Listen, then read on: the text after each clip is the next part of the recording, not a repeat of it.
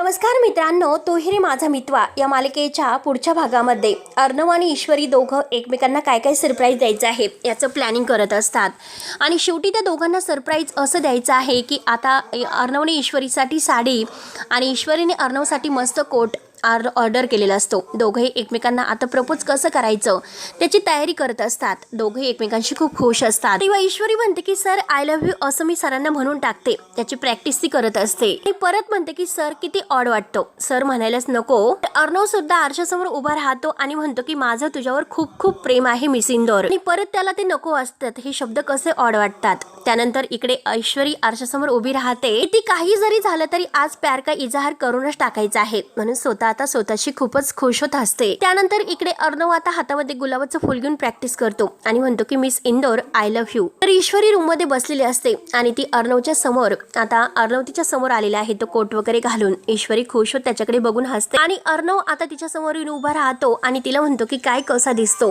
ईश्वरी अर्णवकडे पाहत असते, रोमॅन्टिक होत, तिला खूपच आनंद होतो कारण अर्णवच्या आवडीचा जो काही कुर्ता आहे आणि ईश्वरीने अगदी तिच्यासाठी ऑर्डर केलेला तो घालून मात्र तो तिथे आलेला असतो आणि तिच्याकडे पाहत असतो। ईश्वरीला आश्चर्याचा धक्काच बसतो। ईश्वरी लगेच आता टाय बांधायला अर्णवकडे जाते कारण अर्णव जेव्हा आता तिच्याजवळ टाय बांधण्यासाठी येऊन उभा राहिलेला असतो आणि टाय बांधत असताना दोघंही एकमेकांच्या मिठीत येतात आणि आपल्या प्रेमाची कबुली देतात। तर मित्रांनो, आता पुढे नक्की काय होईल, अर्णव आणि ईश्वरीच्या प्रेमाचा इजहार नक्की कसा एकमेकांच्या पर्यंत पोहोचतो तर ते पाहायला विसरू नका। तोपर्यंत धन्यवाद।